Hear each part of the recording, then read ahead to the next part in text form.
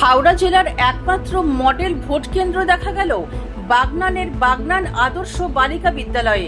এখানে দুটি বুথে প্রায় 2500 ভোটার একদম বিয়েবাড়ির আমেজে ভোট দিলেন।